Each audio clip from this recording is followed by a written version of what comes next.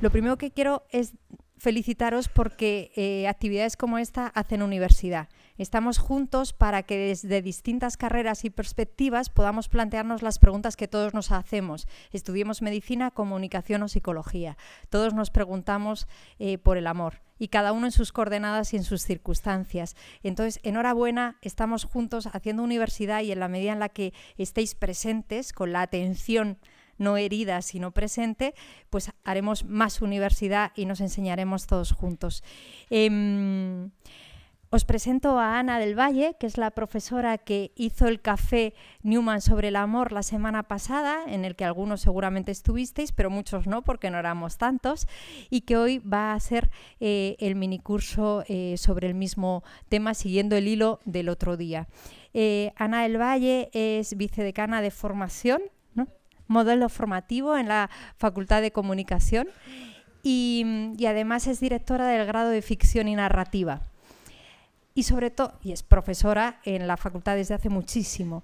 Y sobre todo es una buena, bueno, sobre todo, y además es una buena amiga del Instituto Newman. Solamente los grandes amigos del instituto se prestan a estas cosas. Es experta y su tesis es sobre cine, sobre Hitchcock, ¿no? Y entonces va a traer su experiencia, su docencia, su investigación, la pone al servicio de esta gran pregunta. Porque las grandes preguntas se contestan también desde la ciencia bien hecha. Y nos va a hacer un recorrido a través de la película Vértigo, que es un clásico y que es bueno que conozcamos. Yo le agradezco muchísimo, te agradezco muchísimo, Ana, que estés con nosotros y te agradecemos todos mucho que nos ayudes a dar un paso más en esto que nos importa tanto. Gracias. Muchísimas gracias.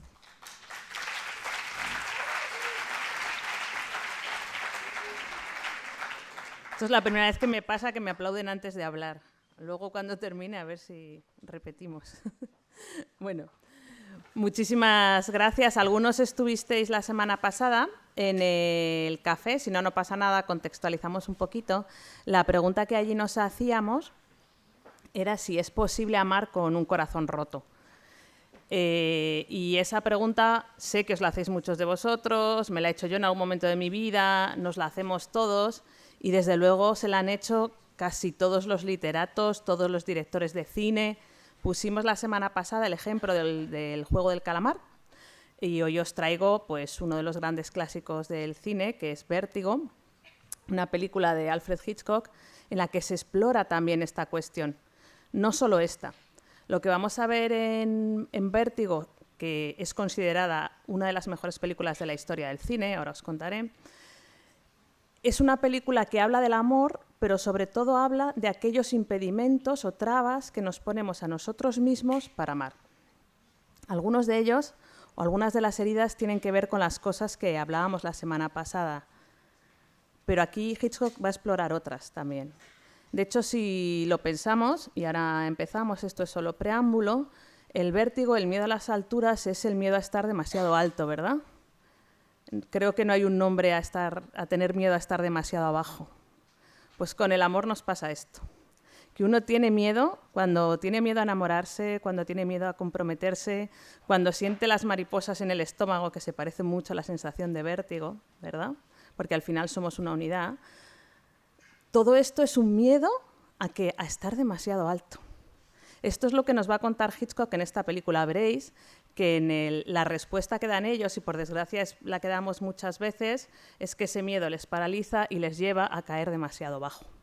No es ni el primero ni el último, ahora pondremos ejemplos de otros tantos vértigos que ha habido a lo largo de la historia, pero bueno, esto es lo que nos va a contar un poquito Alfred Hitchcock. Lo que vamos a hacer, o cómo vamos a estructurar este tiempo, es hablar un poquito de la película. Yo supongo que muchos la habéis visto.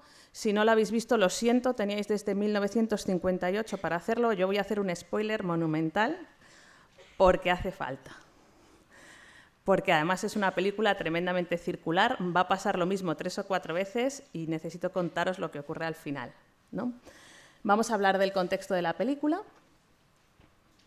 por qué esta película es tan importante en la historia del cine, por qué es tan importante la vida de Alfred Hitchcock y por qué sigue teniendo sentido hoy en día y por qué yo me oigo fatal. pero yo me oigo mal. Vale, voy a intentar alejarme. ¿Me seguís oyendo bien? Vale. Entonces, hablaremos de la película. Cuando digo contexto de la película, incluye también hablar del director, de la obra completa del director y del momento histórico en el que se produce esta película. Porque al final una obra es fruto de todas estas cosas. Y la historia de vida de un director es una biofilmografía. No se pueden separar las dos cosas, hay que entenderlas así, ¿no? En segundo lugar, lo que haremos será un poco intentar relacionar estas cuestiones que manifiesta la película, tanto a nivel narrativo como a nivel técnico, con el tema de fondo de este mes y de este minicurso, que es el tema del amor. Y ahí espero que saquemos algunas pinceladas. Y hablaremos también, dentro del punto 2, de, bueno, ¿y Hitchcock qué? O sea, si nos da tiempo, os cuento también un poquito de, ¿y él como persona en el amor? ¿Qué le pasaba? Porque esto explica también por qué hace vértigo como hace vértigo. Y en último lugar, damos estas pinceladas del trabajo, si nos da tiempo, que como os ha dicho Rocío, en cualquier caso está en el aula virtual. Pues vamos. Esto es lo que os he contado. Vamos aquí. ¿Quién era Alfred Hitchcock? Alfred Hitchcock es un tipo que nació en Inglaterra en el año 1899 y murió en California en el año 1980. Desde muy pequeñito era muy aficionado al teatro, a la lectura y era muy buen dibujante. Y esto le dio la posibilidad de entrar a trabajar en la industria cinematográfica como dibujante. Fijaos que 1899, el año en que nace Hitchcock, es muy cercano al comienzo del cine. Prácticamente la historia cinematográfica de Alfred Hitchcock atraviesa la historia del cine. Él, su primera película la dirige en 1927 y la última en 1976. En este periodo se han producido todas las innovaciones y todos los cambios tecnológicos que llevan al cine a conocerlo como lo entendemos hoy en día, ¿no? Entonces, Hitchcock en Inglaterra se había ido formando en el teatro, se había ido formando en el dibujo, en la lectura, y además va a pasar un tiempo a Alemania, donde aprende de los maestros expresionistas. Fijaos la época, ¿no? Cómo estaban surgiendo las vanguardias también en el cine, aunque el cine todavía venía de ser prácticamente un experimento de feria, aquella cosa mágica en la que una sucesión de imágenes fijas se percibía como una imagen en movimiento. Lo que se llamaba la magia del cine es en realidad un truco visual, porque nuestra retina no tiene capacidad de percibir cómo esas imágenes se mueven, si van a determinada velocidad y entonces de repente aquello parece movimiento. Esto venía de ser una atracción de los circos y de repente algunos directores ven el poder narrativo que tiene y empiezan a crear las primeras películas. En este más o menos mundo, Hitchcock en 1927 dirige su primera película, que es The Lodger, que es El asesino de las rubias. A esta le siguen unas cuantas películas de esta etapa británica que se caracteriza porque son todas películas sobre crímenes, muy oscuras, la iluminación es muy expresionista, porque tienen todas estas cosas que él ha ido heredando. Y en 1940 recibe una invitación de Hollywood para ir a hacer películas con las mayors americanas, ¿no? Y se va.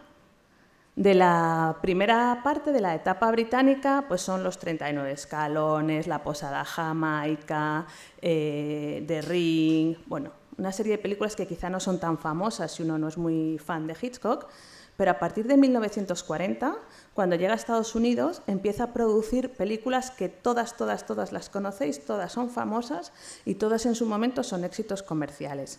La primera es Rebecca, pero le siguen La ventana indiscreta, Con la muerte en los talones, Psicosis, Marnie la ladrona, por supuesto Vértigo, Pájaros, Topaz, Frenesí.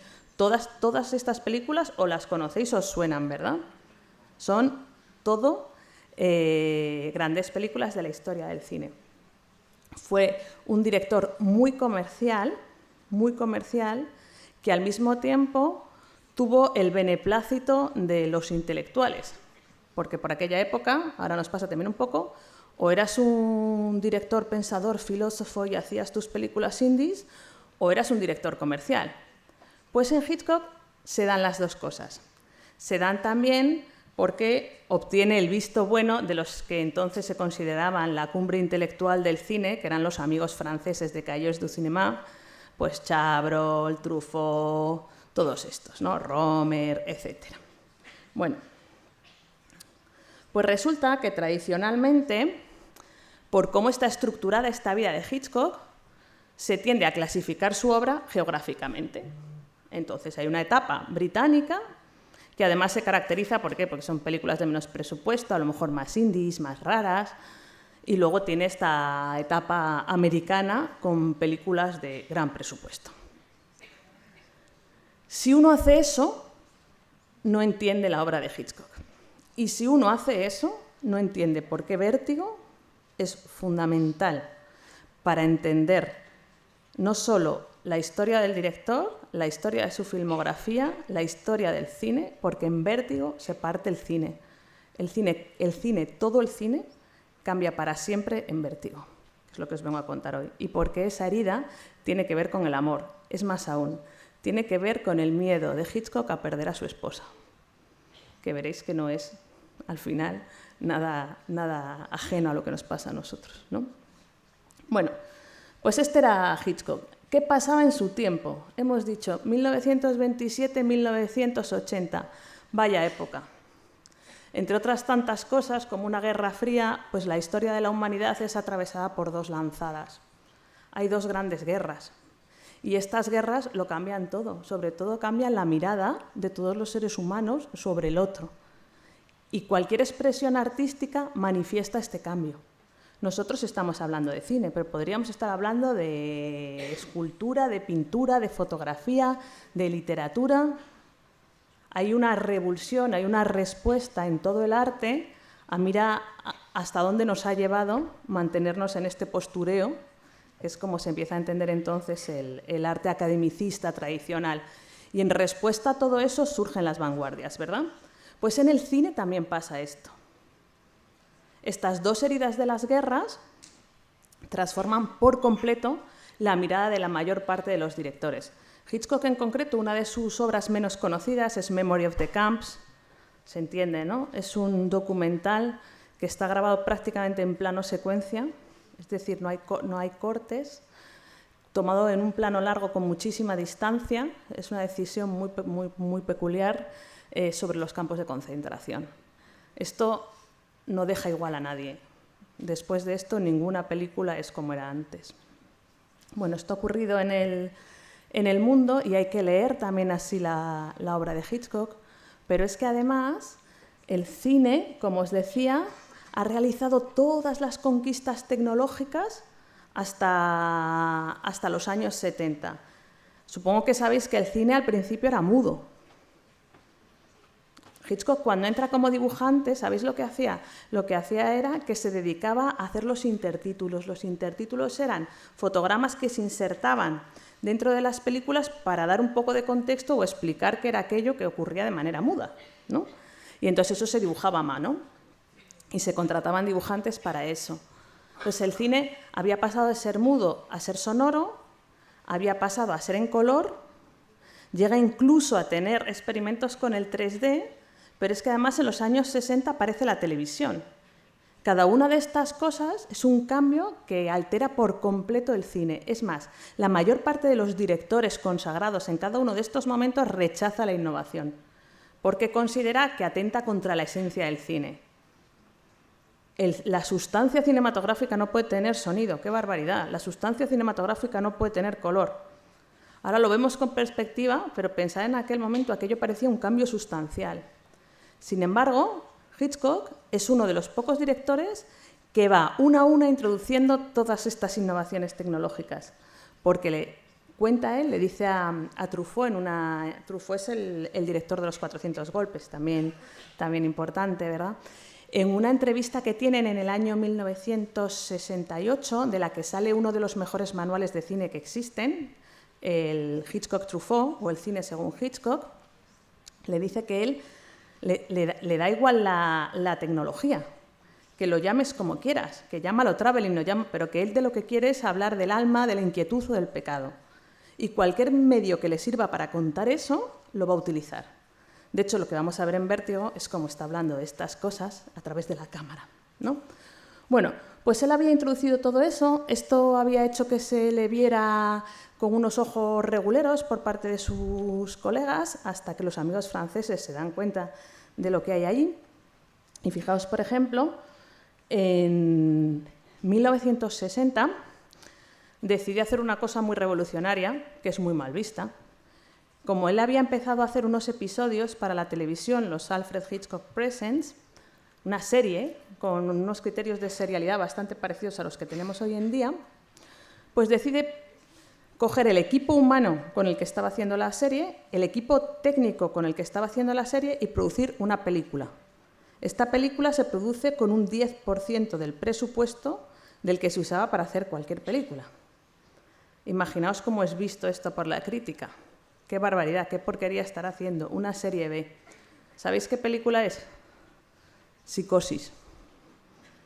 Psicosis se hace con técnica televisiva, con reparto televisivo, se hace hasta en blanco y negro y con un 10% del presupuesto. De nuevo demostrándonos que la tecnología estaba al servicio del sentido. Bueno, pues resulta que nosotros queremos entender Vértigo. Y para entender Vértigo tenemos que entender un poquito esto que nos cuentan de que hay dos Hitchcock, ¿vale? Voy hacia acá. Vale.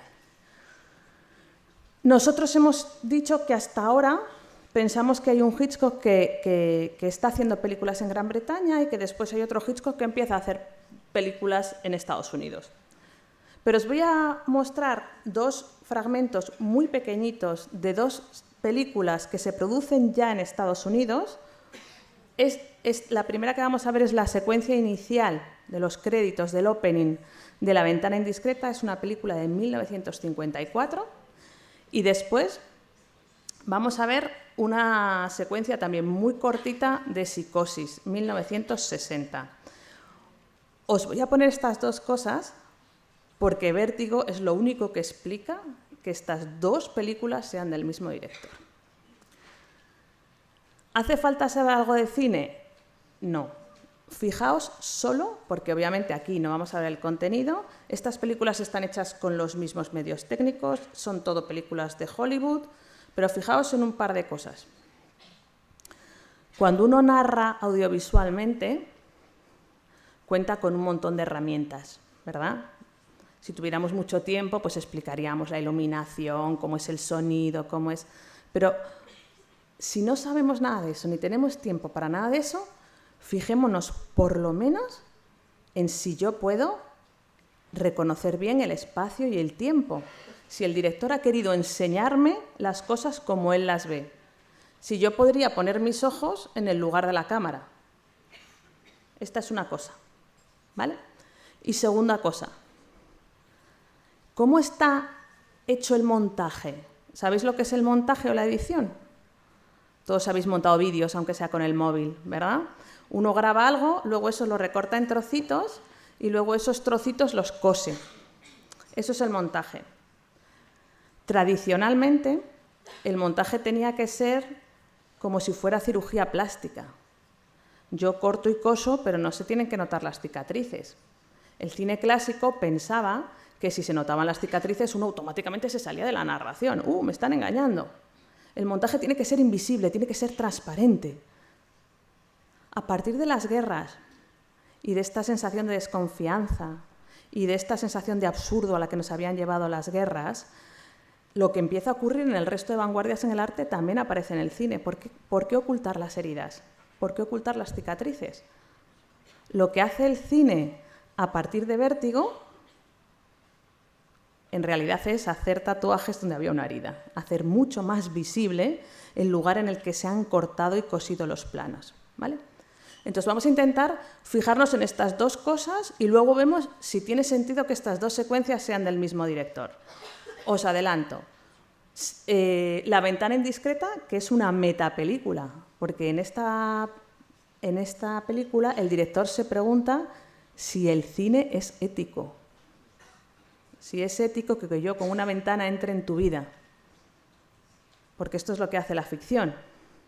Voy a hacerte preguntas a ti sobre tu vida. Voy a explicarte a ti cosas de tu vida. Esto no lo hace el periódico, esto lo hace la ficción. Cuando decimos que la ficción es verdadera y dices tú, uy, qué cosa más rara, ¿no? Pues cuántas veces en tu vida te ha explicado algo de ti mismo, te ha ayudado a perdonarte, a comprender, a ayudar un personaje de ficción. De un videojuego, de una novela, de un lo que sea. Esa ficción es verdadera.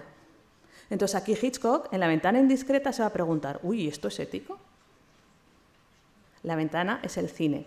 Pues fijaos en estas cosas. Si el director quiere que entendamos bien el espacio, si hace saltos temporales y si notáis dónde están cortados y cosidos los planos, ¿vale?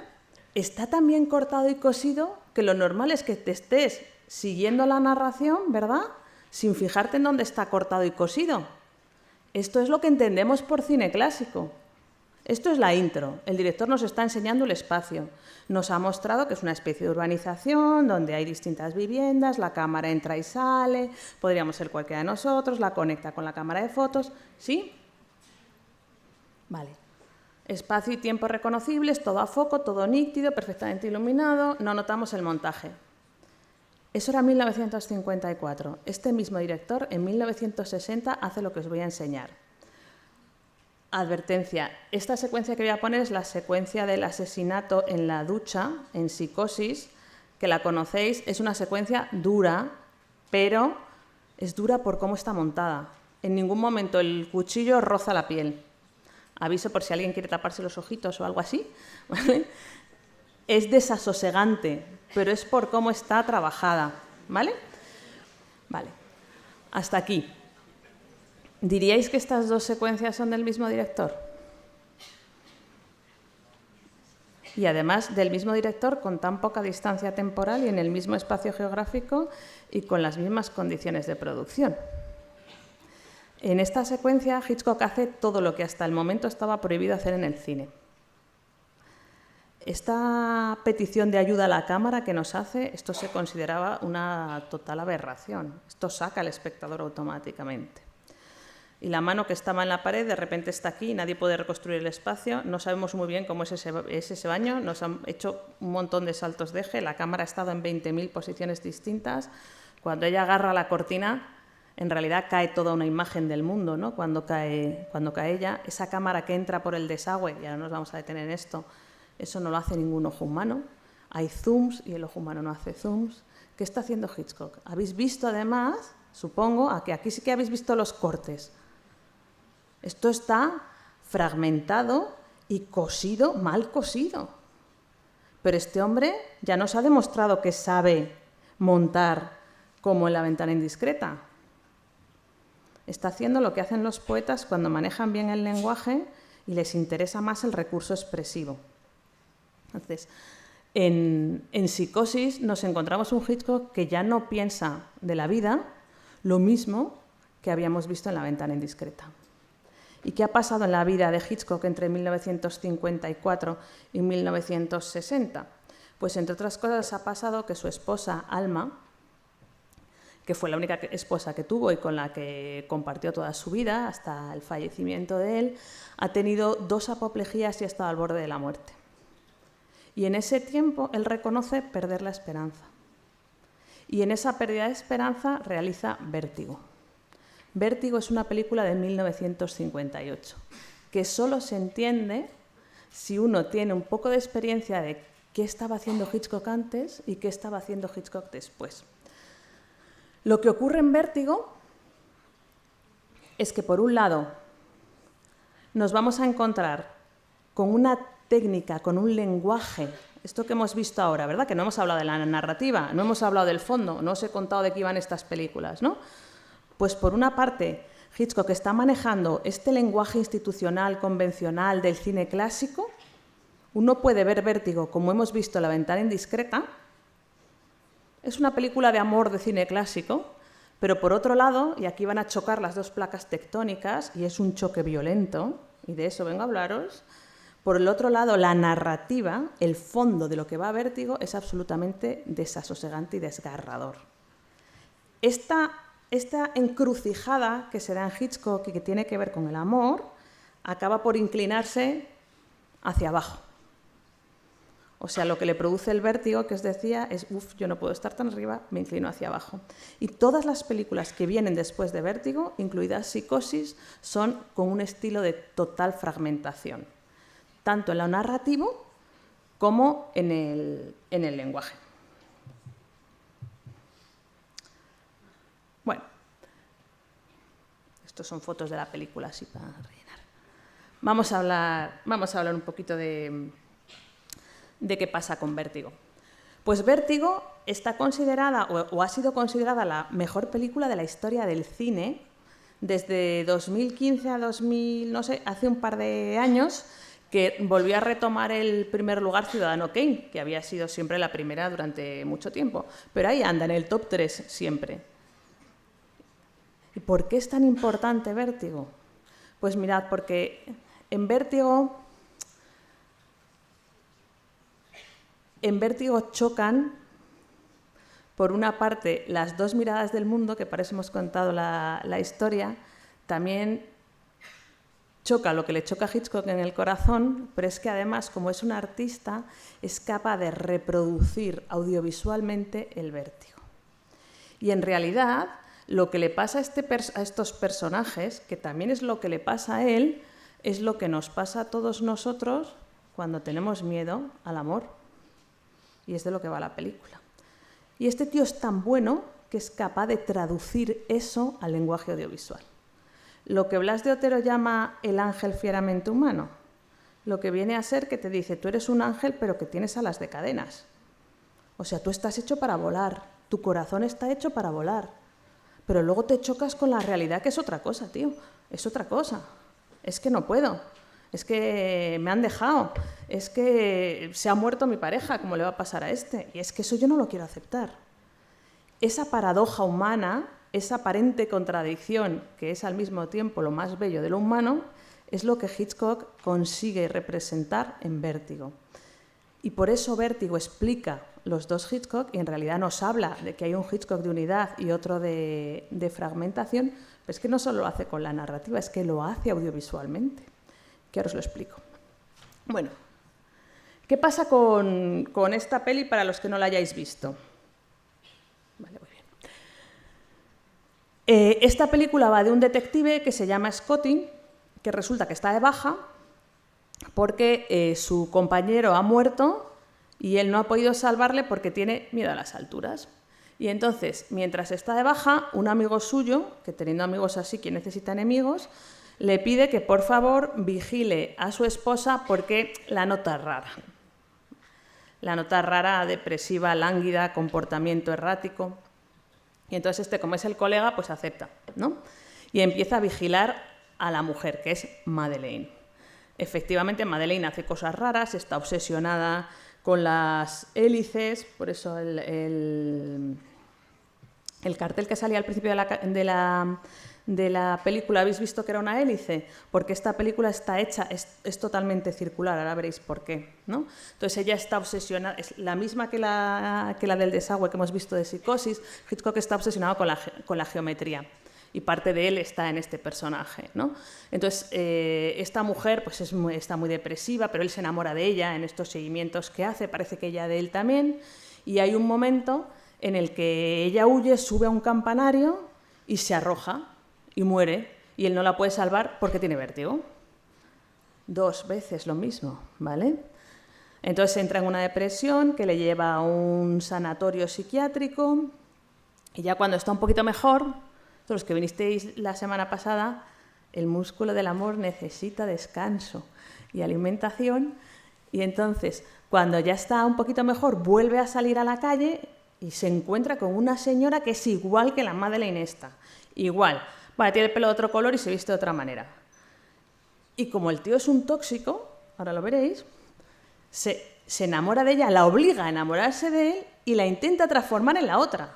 ¿Me seguís? Es que es rara la peli, pero es así, ¿vale? Entonces se obsesiona con ella a tal punto que la lleva a una tienda que le hagan la ropa igual que la anterior, le cambia el color de pelo igual que la anterior. Esto de amor, ¿verdad? Vale. Y en un momento empieza a sospechar que son la misma y que le han engañado. Y para demostrarse a sí mismo y conseguir que ella confiese que son la misma, la lleva al campanario. Ya sabéis lo que va a pasar, ¿no? Suben al campanario y cuando ella está a punto de confesar, de repente aparece una sombra. Spoiler. Entonces ella se asusta y se arroja. Y ahí acaba la peli. O sea, ha perdido 2 veces al amor de su vida. Y una a su amigo. ¿Por qué? Esta es la narrativa. Y dices tú, bueno, no está mal, ¿no? Pero ¿qué es lo radicalmente novedoso? ¿Qué vamos a encontrarnos? ¿Qué vamos a encontrarnos en Vértigo, que no había aparecido en ninguna película hasta ese momento y que de entonces adelante pues, se convierte en un recurso habitual de muchos directores? El vértigo SOT. El vértigo SOT o el traveling compensado, os sonará a algunos, ¿verdad? Es una cosa que se inventa Alfred Hitchcock para representar audiovisualmente el vértigo. Cuando tú tienes vértigo y miras la realidad desde arriba, no la ves normal. Es decir, tus ojos funcionarán más o menos normal, pero hay algo en ti que no son tus ojos, que también miran la realidad y no la ven normal. Parece que eso está mucho más lejos, ¿no? Y él quiere que tú mires a través de los ojos de alguien que tiene vértigo. Inventa un movimiento de cámara que no existía hasta ese momento, que se llama vértigo SOT. Porque se llama vértigo SOT, ¿vale? En realidad es un traveling compensado. Mirad, un traveling es un movimiento de cámara, es decir, la cámara se desplaza físicamente y según hacia dónde se desplace, pues es traveling in, traveling out, ¿sí? Vale, pues entonces Hitchcock está con la cámara arriba del campanario, la cámara se va moviendo hacia abajo, eso es un traveling, pero mientras la cámara se mueve hacia abajo, el zoom va hacia arriba. ¿Sabéis lo que es el zoom? Todos los móviles tienen zoom. ¿Sabemos distinguir el zoom del traveling? Esto es lo importante. En el traveling la cámara se mueve físicamente y en el zoom tú no mueves el móvil. En el zoom lo que pasa es que una serie de lentes que hay ahí dentro del objetivo se desplazan. Y el efecto es totalmente distinto. El zoom es muy antinatural porque nuestros ojos no hacen zoom. Uno no mira la realidad, ¿no? De hecho, en el estilo este de cine clásico, los que creáis que hacéis zoom, hacéroslo ver, no hacéis zoom con los ojos, ¿vale? Ya nos gustaría, pero no. En el estilo este de cine clásico no se usaba el zoom, porque ningún ojo humano hace zoom. Ninguna cámara puede ocupar el lugar de un ojo con zoom. Sin embargo, en este otro ya sí nos interesa. Si queremos recalcar algo, llamar la atención sobre algo, o queremos dar a entender que aquí el que está mirando no es una persona, sino que a lo mejor es un robot o alguien que sí puede hacer zoom, entonces sí. Pues Hitchcock, como os digo, viene lo clásico por aquí, viene lo totalmente rupturista por aquí, viene por aquí el estilo de narrar hollywoodiense y viene por aquí una película sobre la necrofilia. Él, a Truffaut, le llega a decir, sí, es una película sobre la necrofilia y estamos hablando del amor. Tela, ¿no? O sea, pero tú lo estás viendo como que todo qué bonito, qué bien hecho, ahora os pongo una secuencia de estas cosas, ¿no? Y entonces, cuando esas dos cosas chocan, y el choque es violento, igual que lo es en nuestras vidas, el vértigo, ¿verdad? El único lugar en el que la técnica manifiesta ese choque es en el vértigo SOT. Y hay 2 o 3 veces, ahora ponemos un par de ejemplos, en el que justamente Hitchcock juega a hacer un traveling in con la cámara y un zoom out. ¿Y eso qué produce? Pues que la realidad se abombe, se deforma.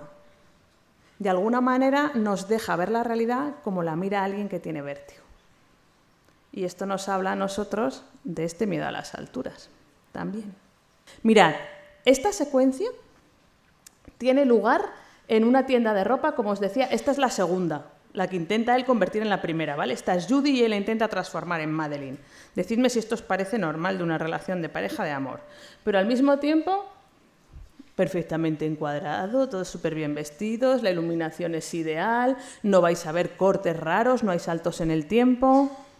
O sea, estamos con el lenguaje del cine clásico.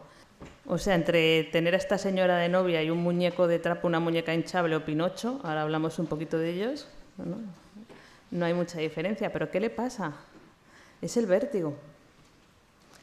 El vértigo a enamorarse le lleva a comportarse de esta manera. Os voy a poner, porque con esto, por cierto, el lenguaje súper clásico, ¿verdad? El fondo tela. Por eso Vértigo es la encrucijada del cine. A partir de aquí, no solo el cine de Hitchcock, sino que ningún cine es como el de antes. Esta es la secuencia final de la película de Vértigo. Esto, o sea, vais a ver que hay mucho plano cenital que está desde arriba. Y atentos aquí a dos cosas. Primero, a lo que os he dicho antes, por supuesto. Súper bien grabadito todo y tela lo que está pasando de fondo.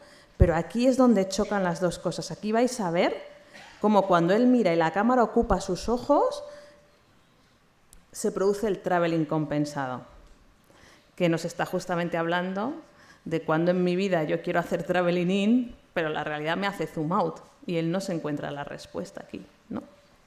Atentos a eso y atentos también, porque ahora os hablo de ello, uno de los últimos planos que va a salir antes de que ella se lance al vacío es un plano de su pie con su zapato de tacón. Este plano así detalle, aislado, se ha interpretado muchas veces como una cosa fetichista, porque Hitchcock ha sido visto muchas veces como un fetichista, pero después os voy a decir qué significa ese pie y qué tiene que ver con lo que nos compete a nosotros. Si os fijáis, él ha tomado una decisión, ha dejado de sentir vértigo porque estaba incómodo, porque claro, amar es incómodo, es molesto, decíamos la semana pasada cuando crecen los músculos, y entonces se le ha quitado el vértigo. Pero fijaos, se ha caído bajo. Es que a caer bajo no le hemos puesto nombre. O sea, ¿de qué está hecha la herida de este hombre? Pues también es un corazón roto. Ella le ha engañado a él, pero podía haber reaccionado de otra manera y mirad lo que hace. La trata como si fuera un bolso o un iPhone o no sé. El amor no es eso. Hasta el último momento está diciendo, eres mi segunda oportunidad. O sea, yo para mí. ¿Y yo qué soy para ti? Nada. Esta es una de las heridas y decíamos al principio de los palos en las ruedas que nos ponemos nosotros, de las que nos hablaba Hitchcock en 1958, que dirás tú, ¿qué tiene que ver con mi vida? Pues tío, te sigue pasando esto, ¿sabes? Porque mira, yo te he puesto estos señores de hace 3.000 años, se me da muy mal esto de ir para adelante y para atrás, pero estos otros, ¿vale? Esto es gente de ahora, que la ves en las redes sociales. Una señora que se fabrica un muñeco de trapo y se casa con él y dice que tiene hijos con el muñeco de trapo. Otro que se ha casado con un árbol. El que ha decidido que se casaba con su perro. La señora que se casa consigo misma. ¿No? Los que fabrican unas muñecas que son mejores que las esposas porque no te llevan la contraria. Esto lo vemos todos los días. ¿Qué diferencia esta gente de lo que hace Scotty? O sea, como resulta que ninguna me da a mí mismo lo que yo considero que se me tiene que dar, me la fabrico a mi medida. Porque qué incómodo es el vértigo. Y esto nos lleva, hombre, yo esto creo que se le puede llamar caer muy bajo. Teníamos mucho miedo a comprometernos, a amarnos, a sacrificarnos por el otro, a poner otro por delante, pero es que mirad dónde nos lleva eso. No, si son felices, no son felices, lo que han conseguido es apagar el ruido del vértigo, que es molesto. Pero vivir así es peor. Y entonces resulta que Vértigo nos sigue contando una cosa. No os preocupéis que ya me queda poco, que os veáis sufriendo. Vértigo nos cuenta una cosa que podía tener sentido en 1958, pero que vemos que sigue teniendo sentido en nuestra vida y por eso lo traemos, para ver si nos anima a hablar de ello. Pero es que tampoco lo inventó Hitchcock. Estos que os ponía antes, estos resulta que son unos mitos de los griegos que tenían su propia manera de explicar la realidad y que tiene mucho que ver con esas cosas que yo os decía de cuidado con las explicaciones de ficción, que a veces son muy verdaderas. Mirad, algunos de ellos los conocéis, no nos vamos a detener en muchos, pero sí me interesa mucho el de Eurídice, Detrás del miedo de Hitchcock a perder a su esposa, detrás del miedo de Scotty a perder a Madeleine, tan mal gestionados, ¿no? Hay un Pigmalión y un Eurídice. ¿Sabéis quién era Pigmalión? Pues mirad, Pigmalión era rey de Micenas, me parece. Bueno, resulta que el tipo llega un momento, claro, es rey, ¿no? Y lo tiene todo. Y hay un momento en su vida que decide, sería bueno casarse, así, ¿no? No es que se enamore, no, es que él decide que sería bueno casarse. Y entonces procede a buscar esposa. Claro, con estas premisas, difícil que la encuentre, ¿verdad? Casi todos los cuentos van de estos. Pues no encuentra ninguna que satisfaga sus necesidades, porque ninguna es tan buena como él necesita. Y dice, bueno, pues me voy a apartar de esta cosa que hacemos muchos, os oigo a muchos de vosotros con 18, con 20, con 21 años, yo ya paso de intentar buscar el amor, porque ya estoy súper defraudado. Que también se busca, ¿eh? Se busca, no solo acontece, ¿vale? Y entonces resulta que aquí el Pigmalión coge y dice, bueno, pues me voy a refugiar en la escultura, que podía ser el TikTok de turno. Y entonces fabrica una estatua que le queda tan maravillosa, que es la mujer de sus sueños. Y se enamora de su estatua. Rarito el tipo, ¿vale? Pero no distinto de Scotty. Y en sueños se encuentra con Afrodita, diosa del amor. Y le pide que por favor la convierta en una mujer real, porque es la única mujer que va a satisfacer sus necesidades. Y Afrodita se apiada de él y la convierte en humana y solo le pide que la ame todos los días de su vida. Claro, yo siempre me pregunto, lo de la libertad debe ser un extra, porque como viniera de serie ya tenemos un problema. O sea, aquí la señora de Pigmalión es el bolso, igual que es la Madeleine de antes. Eurídice. Eurídice resulta que también está casada, pero muere. Están muy enamorados estos dos y entonces ella muere, es Orfeo y Eurídice. Están recién casados y ella muere joven y él es incapaz de aceptar la muerte de su esposa porque él es un travelín total, está enamoradísimo, lo ha dado todo, ha hecho todo, o sea, él ha entregado todo lo que podía, ha encontrado a la mujer de su vida, se casa y se le muere. Y no lo acepta. ¿Y sabéis qué hace? Pues se podía haber fabricado un Pinocho, que es lo que hace el Pigmalión, y luego se te revelan, ¿no? Que es lo que hacen las marionetas, ¿vale? Pues no, dice, pues yo voy a ir a los infiernos a rescatarla. Y se va al mundo de los muertos a rescatar a su esposa. Y ahí está Hades que le dice, pues mira, tu esposa pertenece al mundo de los muertos, tú perteneces al mundo de los vivos, esto no es posible. Y entonces él empieza a tocar la lira porque era músico y conmueve a Hades. Y Hades le dice, ok, puedes llevarla de vuelta al mundo de los vivos. Solo te pido una cosa, que no te gires para mirarla hasta que ella esté bañada por completo de la luz del sol. Y entonces Orfeo y Eurídice empiezan a avanzar por el mundo de los muertos y cuando creen que ya han salido por completo al mundo de los vivos, se gira Orfeo para mirarla y ella desaparece. Porque uno de sus pies, por eso os decía que os fijaréis en ese plano, permanece dentro del mundo de los muertos. Tiene un pie en el otro mundo, como solemos decir. Y por eso Orfeo pierde 2 veces a la mujer de su vida, por esta misma herida que hemos visto en Vértigo. Podríamos seguir hablando de muchos mitos de estos. El de Sísifo es un poco parecido también. Resulta que encadena la muerte. En el fondo lo que nos estaban hablando los griegos es de que desde siempre esta tensión que nosotros hemos llamado el ángel fieramente humano, que hemos llamado el vértigo sot, que estamos hablando de lo mismo todo el rato, desde siempre los mortales hemos querido robarle a los dioses sus cosas de dioses, su inmortalidad, su ciencia, ¿verdad? Porque queremos ser amados como dioses, por algo será esa huella del amor, ¿no? Y los dioses lo que han hecho es o apiadarse o castigarnos, pero normalmente van las 2 cosas juntas. Pues no ha inventado Hitchcock el vértigo, fijaos que ya estaba y está presente en casi toda la ficción, sigue teniendo sentido, pero lo que sí que hace Hitchcock, y por eso merecía la pena traerlo, es contárnoslo de manera audiovisual.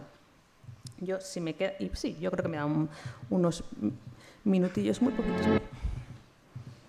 Es que esto ya lo tengo al final. Vale. con esto termino. ¿Y qué le pasa a Hitchcock en su vida? Que hemos contado un poquito.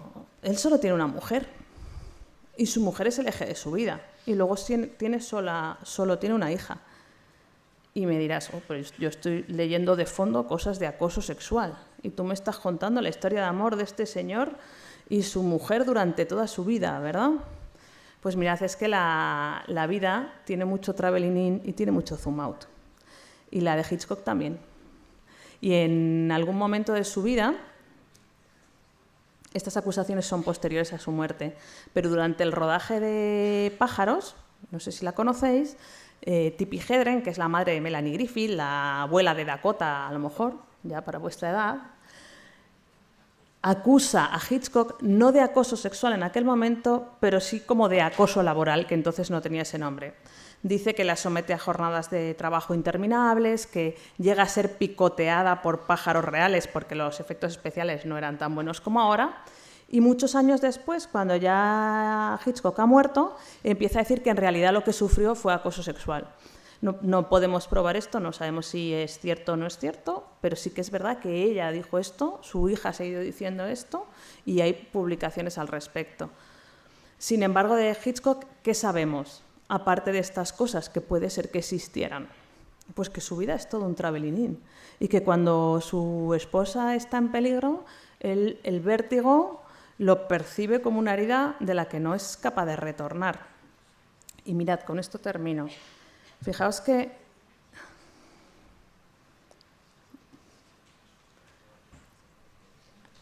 hemos dicho es uno de los directores más importantes de la historia del cine.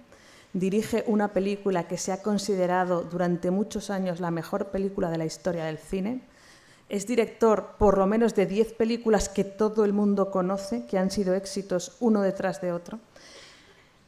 Es el autor del Vértigo Shot.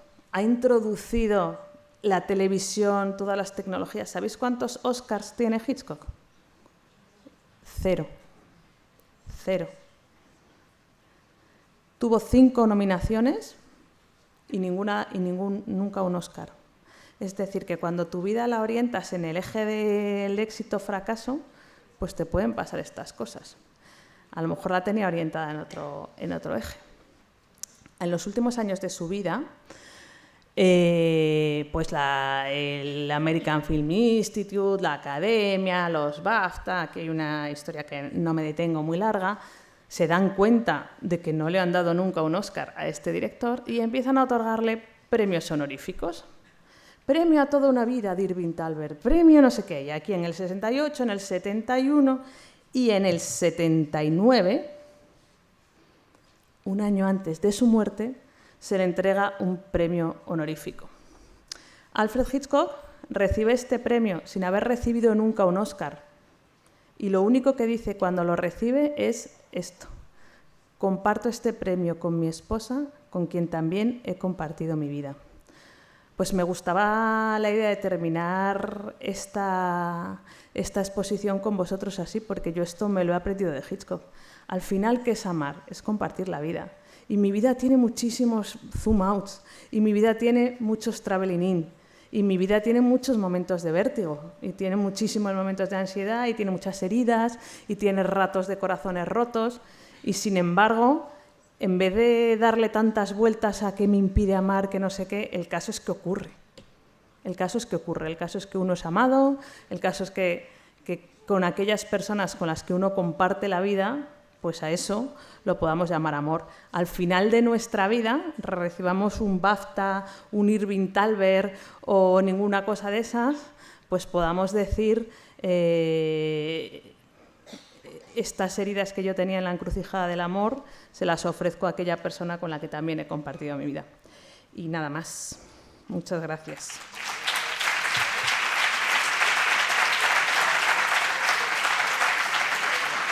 Muchísimas gracias, Ana, porque yo no soy de los años 50 ni 60, aunque algunos penséis que podemos ser de esa época, pero Hitchcock es un director que hemos estudiado mucho en la Facultad de Comunicación y que además pues, ha sido un referente para muchos. Pero nunca me lo habían explicado como lo ha hecho Ana. Así que muchísimas gracias. Me parece que ha sido un regalo escuchar la explicación, la explicación integral que ha hecho Ana, desde la técnica hasta para qué queremos la técnica, que es para explicar las cosas importantes, ha sido magistral. Muchísimas gracias. Y ahora, si te parece, Ana, yo me he subido solo para, para que yo me siento un poquito también. Para que se siente Ana y para acompañarla, pero ahora es el turno vuestro. ¿Hay momento de preguntas o de compartir? Muchas gracias por la charla, gracias a ti también, me ha gustado mucho. Pero quería preguntar sobre todo que por qué, a ver, sé que no has comentado en clase que Hitchcock te llama mucho la atención, pero realmente por qué él y no otro, para sobre todo en esta relación el tema del amor, si se puede preguntar.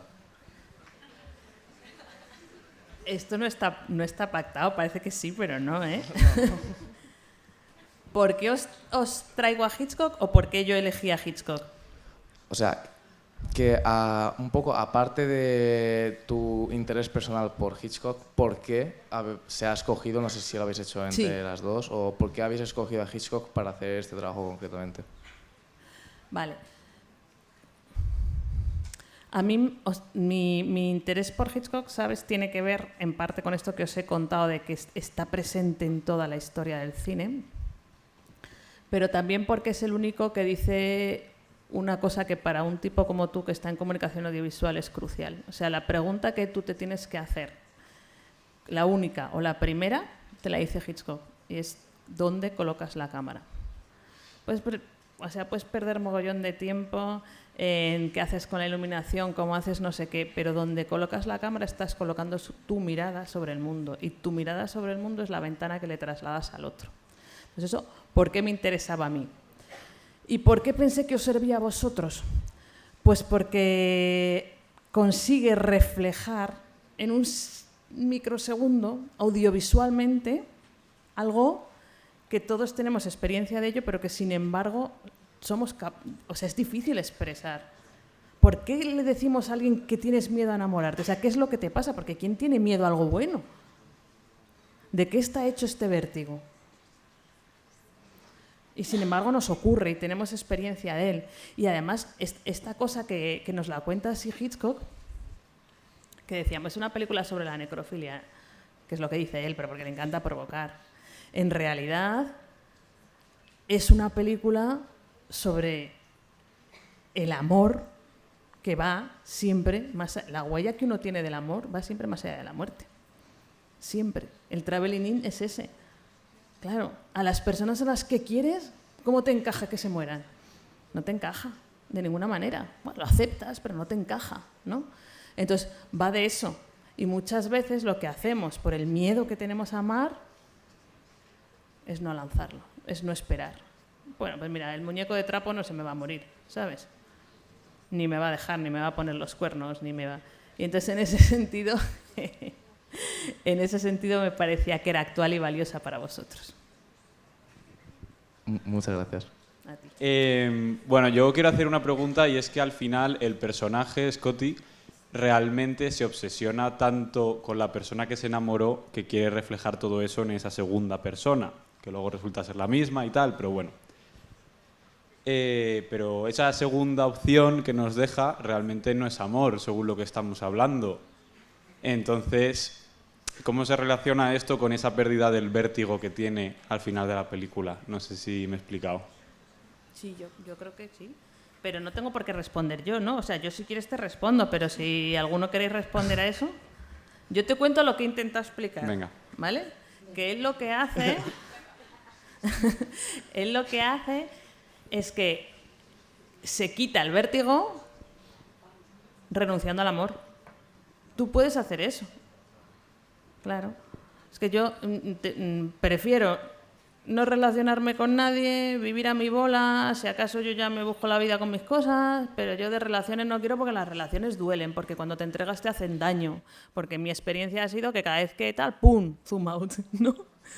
Entonces, ¿qué hace Scotty? Renuncia,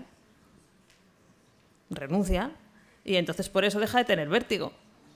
Pero eso es bueno. Habría que ver a Scotty dentro de un año lo feliz que es, ¿no? Ya. Eso es lo que creo que le pasa.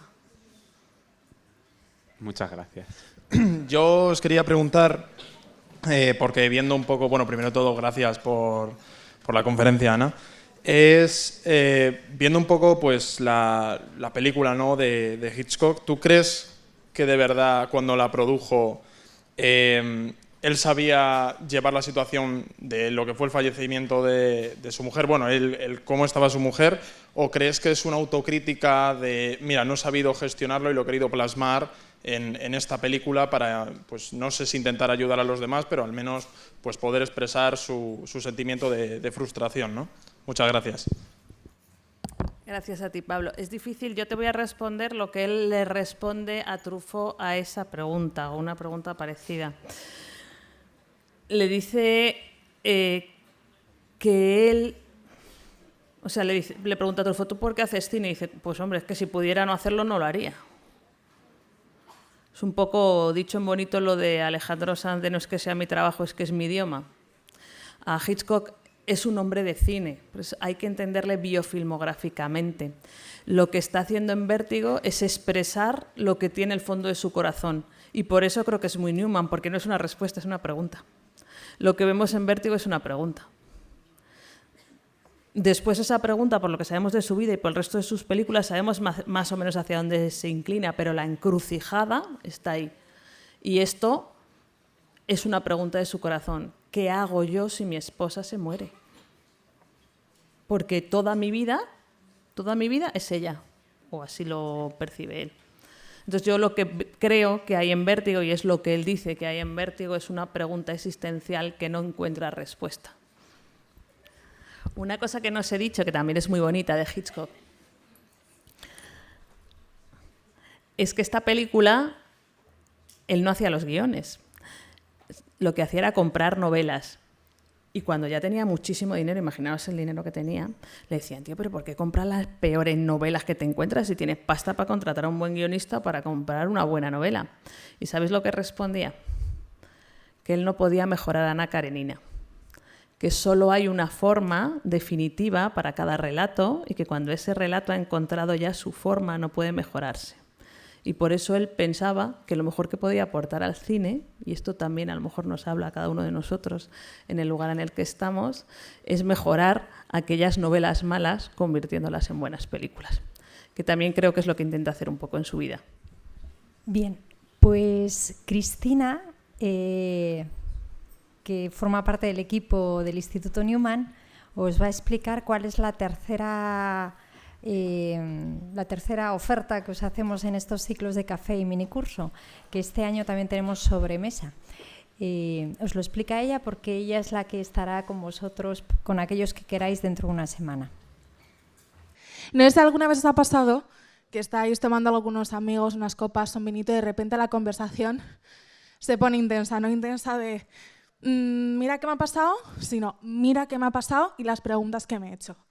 Entonces creemos que al final el minicurso, el café, despierta en otros a veces más preguntas que respuestas, y creemos que es necesario un espacio extra para poder hablarlo y hablarlo entre amigos. Es decir, alrededor de una mesa, con un café, con unos bollos de mira, tío, a mí me pasa esto, a ti te pasa también esto, y es que muchas veces es verdad. Entonces, el siguiente miércoles, a las 3 de la tarde, tenemos la sobremesa. Cuando os pasemos el QR os va a aparecer la opción de apuntaros. Si venís, genial, y si no, también genial. Esto no da créditos, es simplemente créditos para vuestra vida y ya estaría.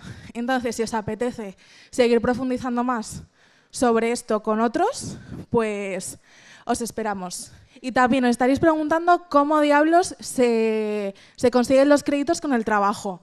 Estad muy atentos porque luego siempre lo preguntéis al correo electrónico, que os contestamos encantadas. Pero, para que sea más claro, si os metéis en la web del Instituto Newman, ahí, en la parte de alumnos UFV, os metéis en acceso a Canvas UFV y ahí os podéis inscribir en nuestro aula virtual. Si habéis hecho trabajos previamente, ya os aparece. Y ahí metéis vuestro correo, vuestra contraseña, tenéis acceso y ya podéis entregar ahí el trabajo. Cualquier duda, newman@ufv.es. La fecha, por si lo queréis apuntar, de límite de entrega es el 5 de marzo. Bien, buenas tardes, muchas gracias por haber venido. Nos vemos el miércoles a los que queráis y en el siguiente Café Newman, que será sobre la muerte. El 5 de marzo tendremos el siguiente café. Gracias. Muchísimas gracias.